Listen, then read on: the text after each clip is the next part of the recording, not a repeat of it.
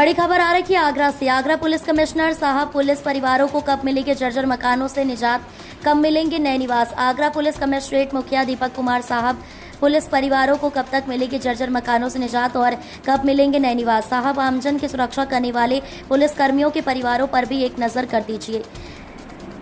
भय के साए में आखिर और कब तक गुजारे अपना जीवन। हमारे क्राइम रिपोर्टर सोनू भारती की रिपोर्ट के अनुसार दर्द इतना है कि बयान नहीं कर सकते, परंतु हकीकत यह है कि समय रहते थाना रकाबगंज क्षेत्र स्थित पुलिस क्लब में कई दशकों पहले बने जर्जर क्वार्टरों पर ध्यान नहीं दिया गया तो किसी बड़ी घटना से इनकार नहीं किया जा सकता है। पुलिस परिवारों की महिलाओं बच्चों को दहशत के माहौल में यहाँ रहते हुए देखकर यहाँ का एक अजीब ही मंजन नजर आ रहा था। नई बिल्डिंगें स्थापित हो चुकी हैं, फिर भी इस दुख की पीड़ा को दूर नहीं किया जा रहा है। साहब, पुलिस कर्मियों के परिवारों को दृष्टिगत रखते हुए नई बिल्डिंग में पुलिस परिवारों को शिफ्ट किया जाए ताकि पुलिस परिवार भी जनता को सुरक्षा प्रदान कर सके और भविष्य में किसी होने वाली बड़ी घटना को रोका जा सके। साहब, बिल्डिंग निर्माण के दौरान जेसीबी, ट्रैक्टरों, बड़ी आधुनिक मशीनों की धमक से छतों के लेंटर गिर रहे हैं, मकानों में दरारें आ गई हैं, दीवारें आपस में खरबूजे की तरह खिल गई हैं। जनता की सुरक्षा करने वाले अपने मकानों में खुद को असुरक्षित महसूस कर रहे हैं।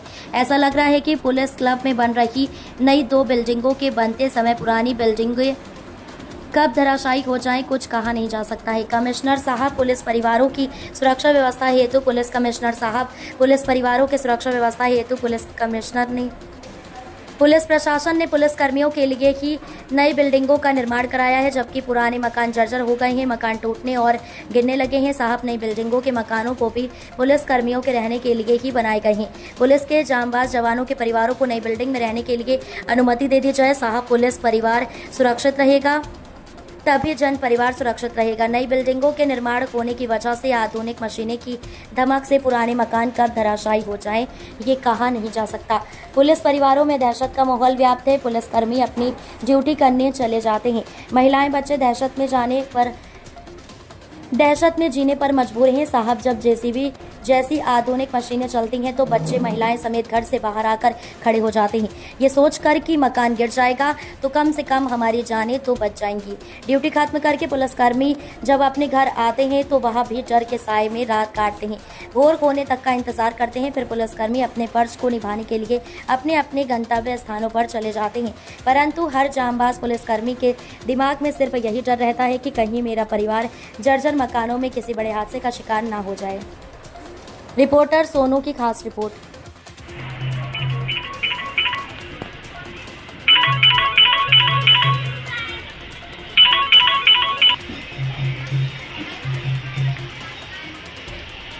हाँ तो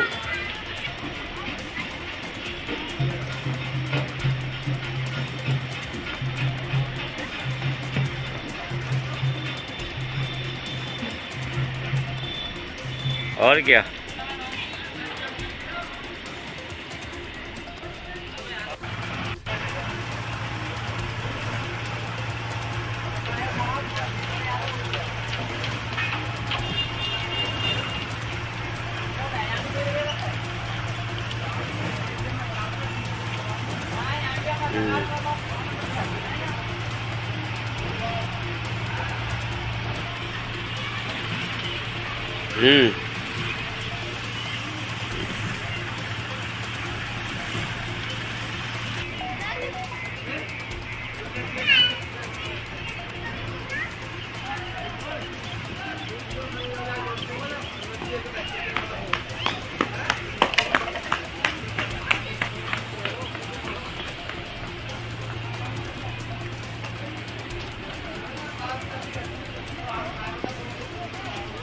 पुलिस लगते हैं, पुलिस की पट्टियाँ हैं, जेसीबी चलती है, उससे क्वार्टरों पे धमक होती है, उससे छज्जे गिरते हैं, उससे मेरे लोगों को बहुत प्रॉब्लम होती है।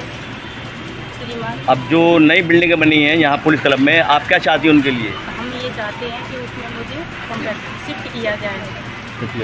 और जो मशीनें चल रही हैं यहाँ, मोटी मोटी मशीनें चल रही हैं, इनसे आपके क्वार्टरों को क्या नुकसान हुआ है? मकान मिल रहा है, हम फैमिली साथ रह रहे हैं यहाँ पे, इसके जिम्मेदार कौन होगा? आप पुलिस प्रशासन क्या मांग करती है साहब लोगों से? बस हमें मतलब ये भैया कहीं शिफ्ट किया जाए, नई बिल्डिंग बनी उसमें सब शिफ्ट किया जाए। अभी कल छज्जा गिरा इसका जिम्मेदार कौन होगा? मेरे बच्चे हैं, दब जाए या हम दब जाए, मुझे कोई प्रॉब्लम हो, कोई जिम्मेदारी लेगा? अच्छा, 2 बिल्डिंग यहाँ पर स्थापित हो चुकी हैं, बन चुकी हैं। क्या 2 और बन रही हैं? बन रही है, जेसीबी चल रही है बराबर। चलने से मेरी देखो बिल्डिंगें सारी गिर रही हैं। मेरी बच्चे कुछ हो गया या मुझे कुछ हो गया, कौन प्रशासन जिम्मेदार लेगा?